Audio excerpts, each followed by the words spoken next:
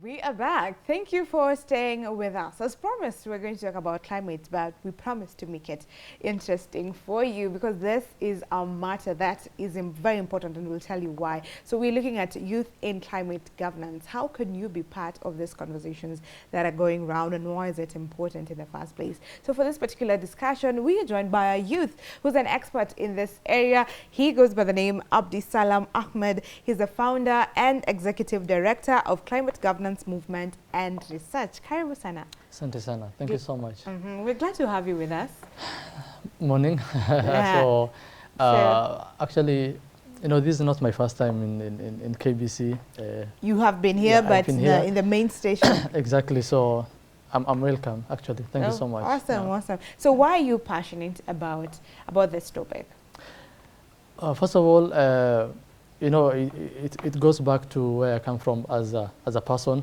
So I come from 70% of the landmass of Kenya, where it's arid and semi-arid. So where climate change hits hard. The brunt of climate change, we are feeling the heat and all those stuff. You see the drought. Sometimes when rains comes, there is it's called what? The flood? I mean the floods and all those stuff. You see, so all those experiences is what led me to go to this aspect of topic, so that I can actually help my people. Okay. Generally, not only those people, but also the international perspective. Yeah. So the entire country. Yes. I'm imagining that is the northeastern part of Kenya. So you face both extremes in the the changes in weather that has been brought about by the climate issues that we're facing. So for many people, before we even get to what climate governance is, for many people, they don't understand why people, people have a fuss around climate change now, and people are talking about climate. So why would you say that is an important conversation to have? So first of all, everyone, I think right now, even a person who is in Form 4 can actually get what is climate change. Climate change is also, I mean, is particularly on the changing of environmental aspect of the heat and all this stuff, the drought, you see. But actually I define myself climate change as a political, economy perspective, and also the social perspective, because if we are we are not tackling this the problem that we have as people and as a country, I believe that is lack of good governance that we are lacking. So if we come together and we implement the policies that we have regarding to climate change, combating the challenges of climate change, I think and I believe that we are not going to have all these problems that we have as a country. Okay. So 70% of the landmass of the territory of Kenya is actually as we are talking right now, we are experiencing the drought aspects of climate change. 70%? Yeah, the landmass of that part of the country is actually calculated as 70% of the country. So we currently, as we're speaking, those people are facing drought. Not only them, but also it goes the Horn of Africa, Somalia, Ethiopia, Djibouti and Eritrea. So those I don't know if you remember 2020, 2021, 2023, 2024, we had these 4 consecutive rainy seasons. It's true.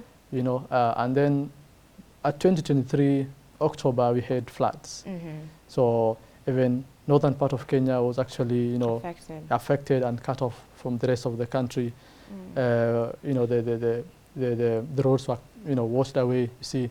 So all those problems is actually what is we have as a country and as a continent. Yeah. So yeah, and as even in the whole world, because it's a global conversation that's going around. So even when we look at these conventions happening in the international spaces, this is the effect that we are seeing right here in Kenya. It goes to what is happening around you, in your village, in your home area, in Nairobi, when you speak of the floods that came about. So it's things that we are being affected with.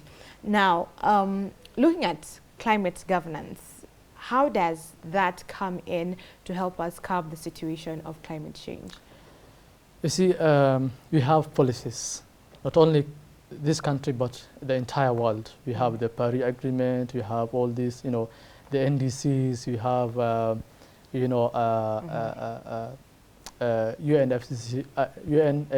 UNFC triple. So you see, so we have all these policies, but again, the problem is the implementation. This is, I think, entirely known, but again, we are not taking the step forward to actually cap this problem, or maybe tackle this problem. So what we are lacking as people, the entire world, is the implementation part. And as a person who comes from the background of international relations and diplomacy, I can understand there is what's called interest of nations. So you see, we have COPs. Right now, there's COP that is coming up, COP 30. Yes. That is going to take, I think, Belém, Brazil. So all nations coming together, all the stakeholders coming together. But again, we have the best policies, and it's we are going to have best policies, as we move forward. But again, the problem is the implementation, and the implementation is lack of, political will from the countries, from the nations, and from the stakeholders. So I've seen that, we have this problem. Yes, how are we going to tackle the problem, the implementation part? So I've gone around and I've done research, and I've come up with this kind of initiative that is called Climate Governance Movement and Research. Basically, is an organization where we do research on the intricacies between climate and governance, and trying to, help the governments and institutions, and inform the people what's happening in the world, what's happening, the policies that we are having. So governance is actually the most important thing. Even in politics, not only politics that we are going to talk about governance, we have climate change in other aspects. In every aspect of our life, governance is part of it, is one of the fundamentals that we should have it. Yeah. So that is the reason as to why it's I mean, this topic is important to have, so that people can understand. Okay. So that is, yeah. It makes a lot of sense, that the governance is the heart of it. Yes. We may have all the solutions, but if they're not implemented, then they just remain to be theoretical, Yes. And not practical. Yes. What are some of the policies, for those that don't know, what are some of the policies that are in place, particularly in Kenya? We know that there's the Paris Agreement, and it's supposed to be disseminated to all countries. There's an agreement to all countries, and some here in Kenya. What are those that people should need to know about? So Kenya, first of all, is one of the important country in our region, the East Africa, and the even further central, of Africa, because of the peace, because of the economic, progressive that we, as a country, that we're doing, because of the socially integrated, we have different communities. We are ahead of some of our neighboring countries, and then we have this policy called in our country. It's called. It's called. Climate Action, Climate Change Act 2016. This is the first policy that was adopted in the region. So that we tackle on the aspect of climate change, and we can have youth on board, so that they can familiar with the discussion of climate change. Actually, when that started, and I think it was changed, or not changed, but actually was improved. I think it was 2 years ago. So they included the young people, because the young people are the one of the stakeholders that we need to actually make them on board in the decision making policies. So when it comes to policies, so that is one of the important policies that we have in our country. And then we have this, it's called, in terms of climate finance, we have this called FLOCA. That was actually, it has gone through the counties, all the 40, I think we have 47 counties, right? All the 46 counties have implemented the FLOCA. program that is focusing on agricultural, perspective, giving people, the young people, money, financing them. And then we have, it's only Nairobi who have not implemented the FLOCA program. FLOCA program is actually backed by the World Bank, financed by World Bank through the government of Kenya, and it's a continent initiative. Okay. We have so many countries implementing that initiative, and we were the first as a country to implement that FLOCA program. So we have all those initiatives in our country in terms of climate change. It's amazing, and I want to get to now such initiatives like FLOCA, making sure that we have the finances, because there's climate financing as well. So this is financial support that we receive as a country from World Bank. And do we also have the financial support from the Western countries who have contributed to an extent to the state that we are in as a country, but as a continent as well? Because from the climate discussions, from the COPs we have had so far, it has been shown that these countries, they've been the ones to emit a lot of the carbons that we're experiencing. They have most industries. They have, when we talk about fossil fuels, it's also coming from these countries. So are they contributing to supporting Kenya and Africa to ensure that we achieve the climate goals that we have set forth? Actually, it's a good question. And actually, I think the continent is lamenting when it comes to financing model. Actually, our country was, our president was, calling for financial, architecture, changing the model that, it's being supported by the African countries. So I think we have this initiative called Green Climate Fund that,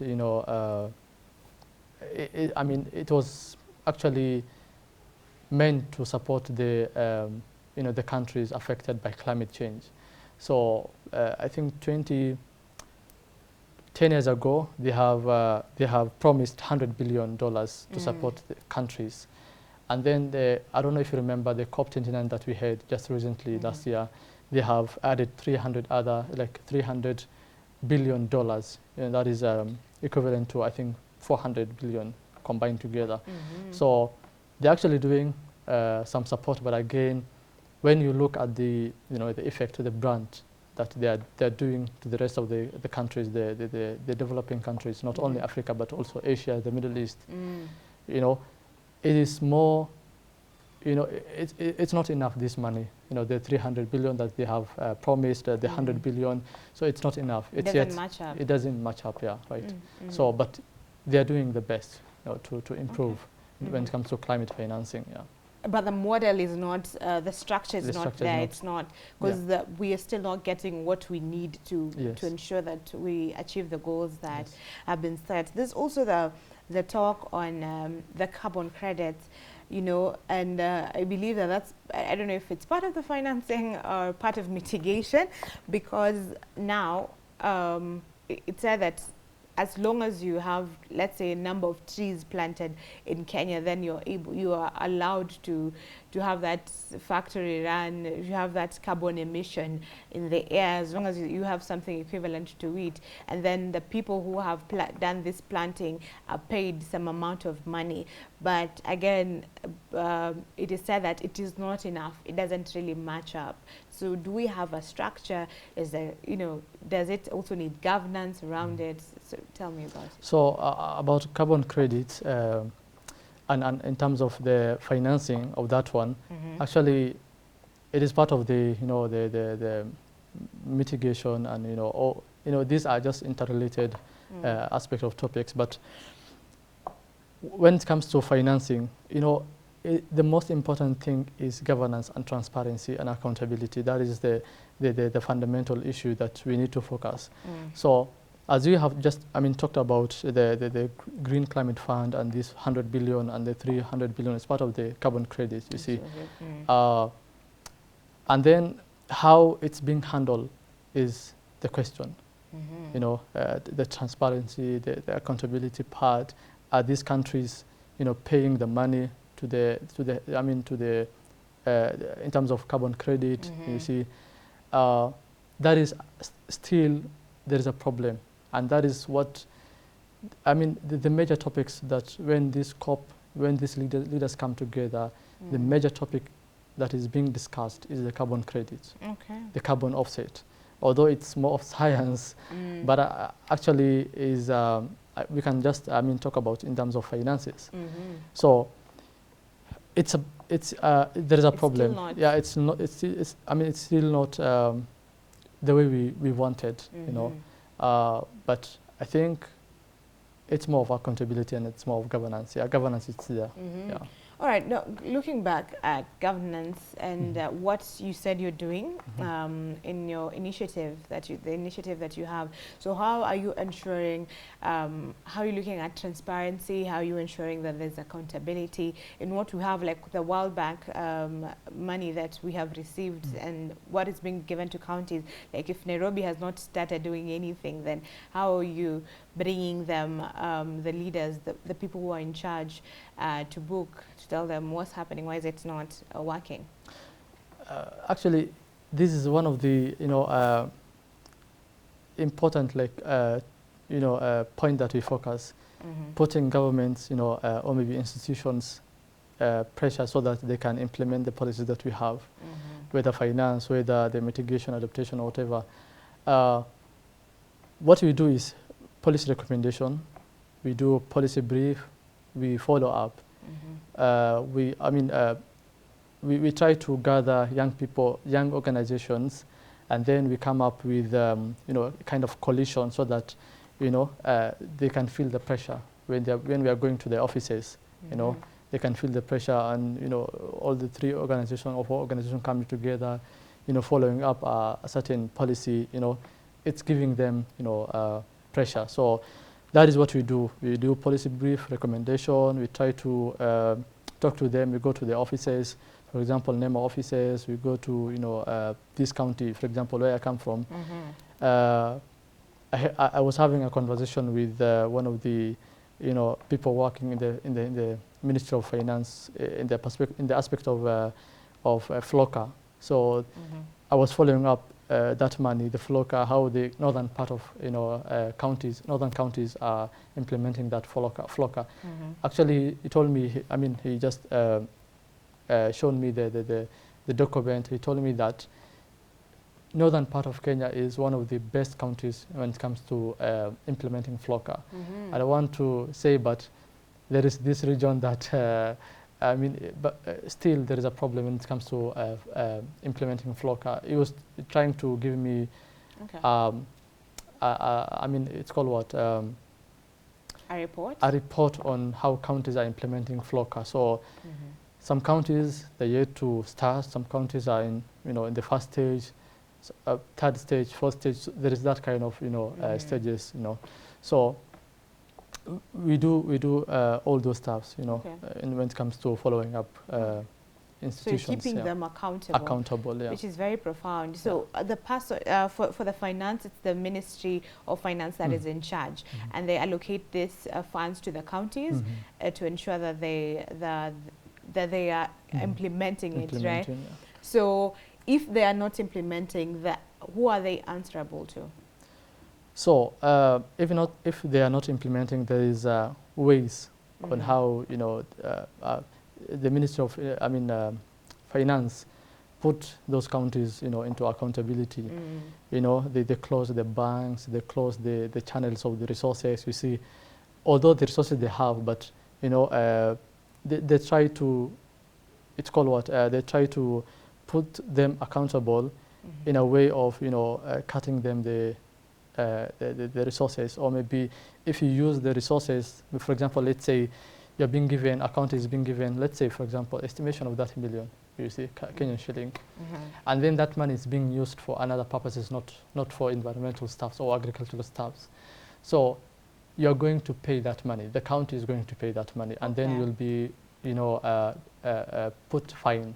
Okay. Yes. So that is how they do that. That person told me on how they do accountability to those counties. Yeah.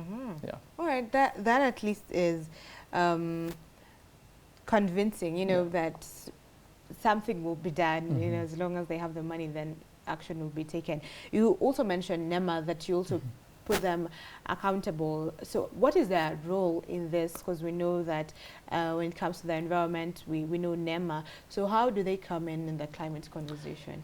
NEMA, first of all, is owned by the government, you see, and what they do is actually, even themselves, they do accountability to the rest of the citizens of this country and those who try to harm the environment and the earth, you see. So and they are doing a great job when it comes to environmental protection. Absolutely. Protecting the trees, protecting anything that is harming the environment. I mean anything that is harming the environment. So that is what we do actually, and how we follow up and how we try to engage them is in terms of policy, because these are government institutions. So you need to approach them in a formal way. So you need to, maybe if there is you see a problem, you write them a policy brief or maybe a policy paper or whatever you call it, and then you go to the office, you book a day, and then you go to the office and you tell them that there is a problem, this you need to gap, or maybe governments should do this and this, and the ministry should do this and this. So that is, it's not forced, but we try to engage them in a formal way. Because they are also one of the stakeholders that are in this. All right. You have mentioned FLOCA, right? And I understand that the countries are also developing their own climate change funds, the CCCF, and youth can now come in on this part. So is this different? This fund that they have, is it completely different from what they're getting from FLOCA?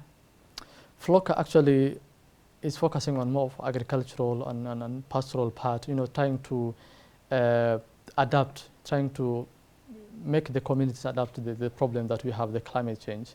So, and what the county is doing, first of all, when you are going to be given FLOCA resources, you need to have this unit in your county. It's called, I don't remember the office name, but there is one, like you're going to create an office for that particular FLOCA to be to be successful, you see. And when they're doing all those, the processes of creating those offices, actually they're going to include the young people in engaging with FLOCA, engaging with the stakeholders. Last Saturday I was in Wajir attending an event that I was invited.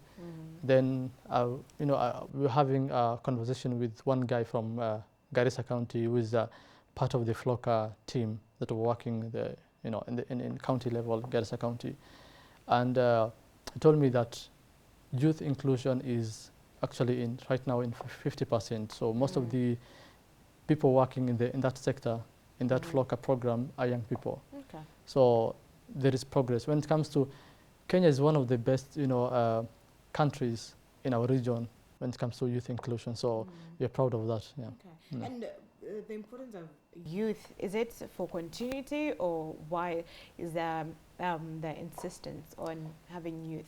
So youth inclusion, first of all, they're the leaders of today and tomorrow. So they need to be part of the policies that we're making.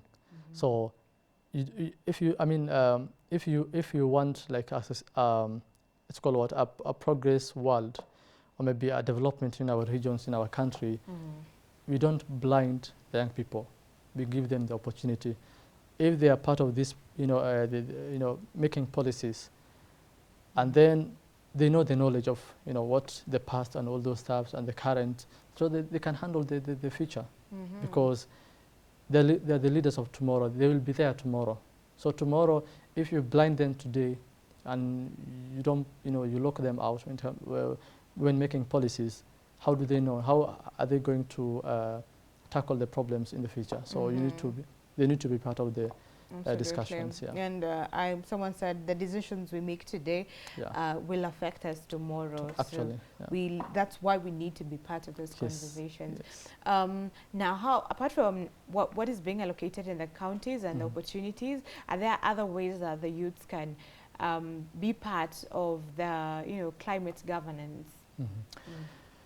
So I always say this: do not wait like for someone to to take you from somewhere and prepare for you the meal and then you eat. So it's not possible.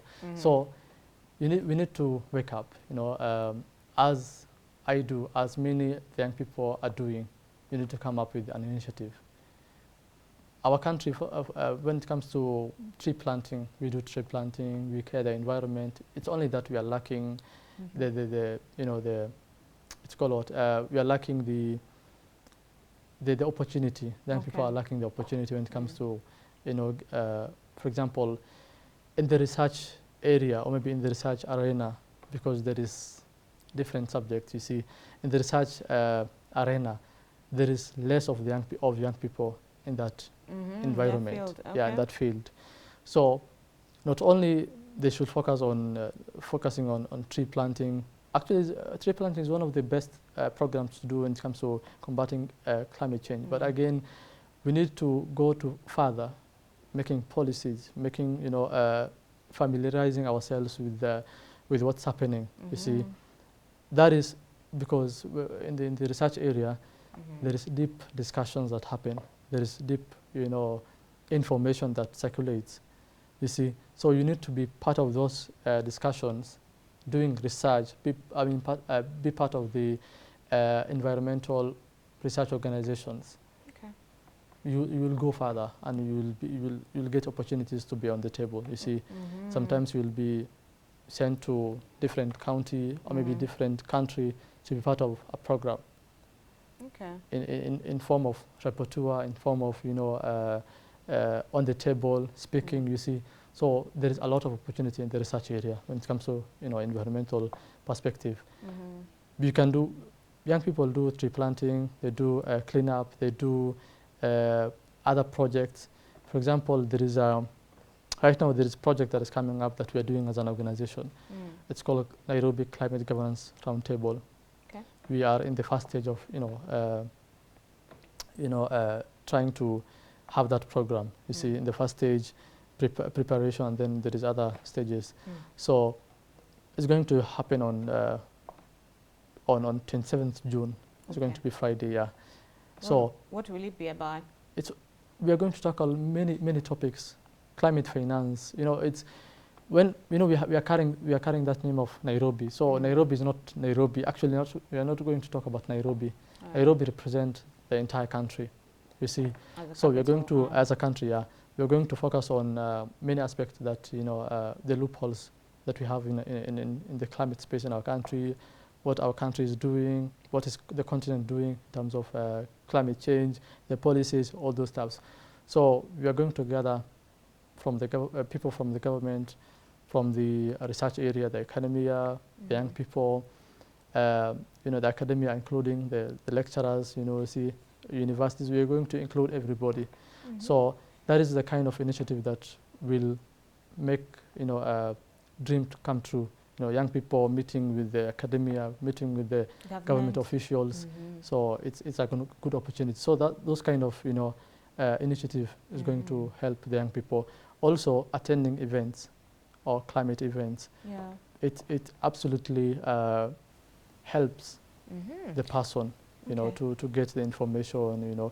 Even if you are not familiar with this topic, you're going to go there, listen, get some information, and then do your research. Absolutely. Yeah, that is how. So you get an understanding of what it is all about. It stops becoming distant and hard. It becomes relatable and closer home. So for them to join, you mentioned the research organization. So if someone is interested in research in climate, and the policies that they want to contribute, then how do they come on board? So, for example, before I started this initiative, I used to search for opportunities from the research organizations. So I used to go to the offices without even appointments and whatever. Oh, interesting. I go to the office and then I present my resume, and then I tell, I need an opportunity from this organization. It's yes or no. You're not going to die, Yeah. So you need to go to their offices and then ask them, maybe opportunities.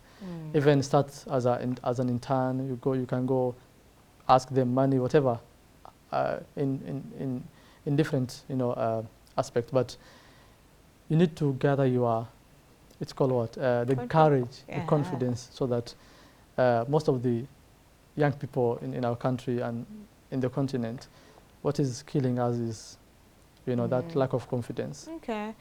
You have a degree from social course, law, whatever, the international relations, the political science.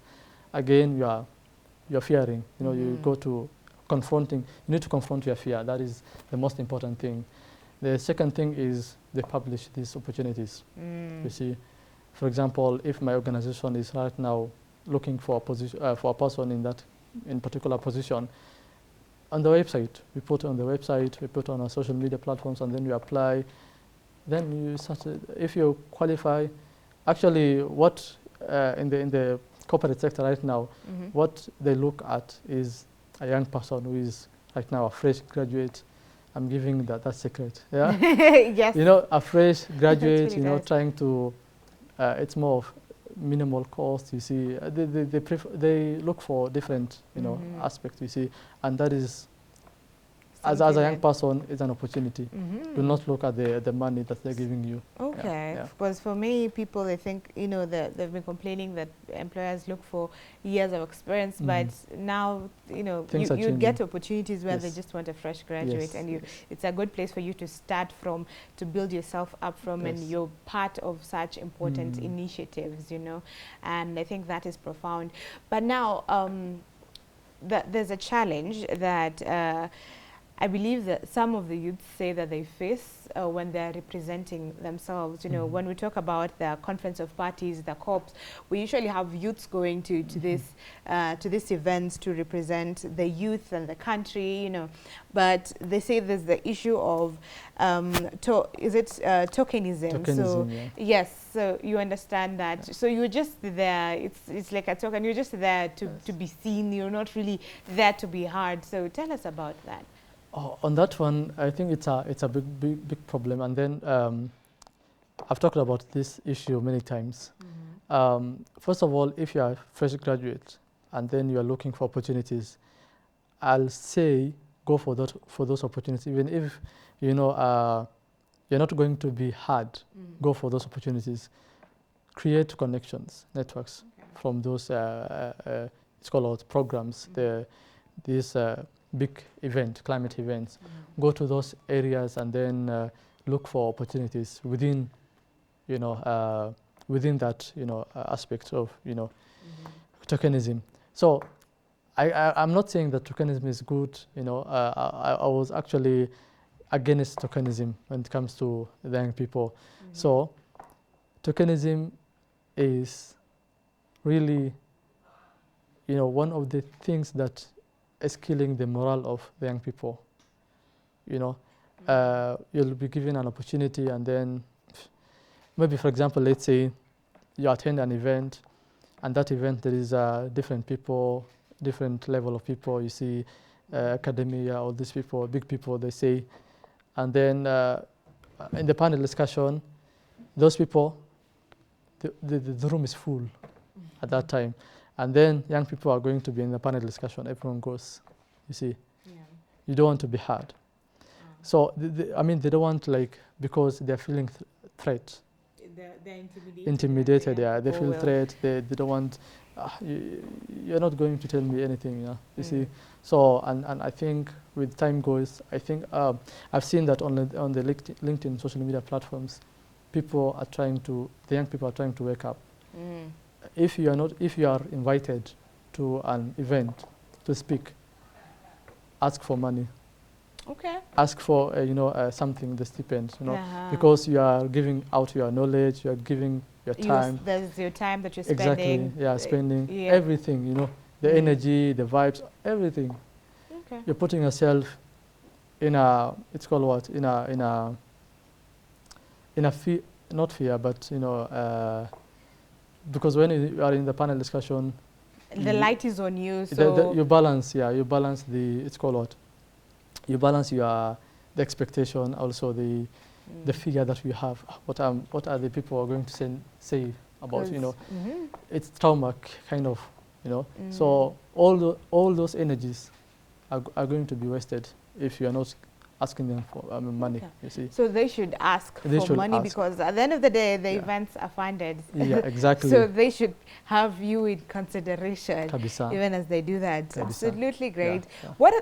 What about as another challenge, the problem of limited funding, especially to an initiative, an organization like yours? Are you experiencing that, and what is the solution to that? We experience profoundly, because lack of resources is actually one of the things that is killing the young people to go forward. They start an initiative, the expectation is high. You see, they have the ideas, but no one is going to buy those ideas. You see, that is another problem that we have, that we need to address. Lack of resources in this, actually the corporate field is actually vast. So right now, for example, my organization is a research-based organization. We do research. Sometimes we can have other projects, kind of those conferences, Yeah. But again, for example, last night, I can tell you, last night, I've applied for grants. I don't know how it's going to be, but I've applied. So, but resources flowing from government to the young people is lacking there. There is a gap there. There's a gap. There is a gap, yeah, because young people are supposed to be protected by the government, are supposed to be given, something on opportunities for the young people. Right now in our country, another problem that we have in our country when it comes to entrepreneurship is, the government is not providing you. You try to burn the oil of it's called what? Oil night, whatever you say, and then you come with an idea, initiative, and then the government starts, taxing you. On that. On that one. Yeah, taxing the social media personalities, you see. So it limits creativity and innovation among the young people. Yeah, exactly. So that is another problem that we have. I will ask the government to give young people opportunities. Opportunities are there, but it's only that we are lacking good governance and using resources, in a wise way. Okay. Yeah. So that is the only thing that hinders the young people to have initiatives. Yeah. Absolutely, I love that. Yeah. So even in government trying to get the young people to be part of this, they need to know how to cushion young people. So even as they get to be innovative, that they need to allow them, to cushion them from the taxes and from all that, and even help them through funding so that they're able to do the initiatives that they have set forth. And this will help the country and the government at large at the end of the day. I love it. As we come to a close on this conversation, what is climate justice? Because at the end of the day, climate governance plays to attaining climate justice. So what would you say climate justice is? First of all, in my definition, climate justice is it's called what? It's unfair. In a way that it doesn't affect. First of all, climate change doesn't affect all the people. It affects a group of people. You see. So, for example, the pastoral people, the women, children. You see, the young people, of putting them in a situation whereby they cannot go to school, or maybe the school are being closed because of drought, because of floods. You see, so climate justice is unfair. I can say that. So we don't have climate justice yet. We have I'm stating the problem first of all, okay, so that we can move forward. So climate justice is, the way I say it, it includes politically, economically, and socially. So if we all have, all those three, then climate justice is going to be attained. Yeah, okay. Yeah, climate justice, because it all involves good governance. That is why we are focusing on the intricacies between climate governance. Yeah.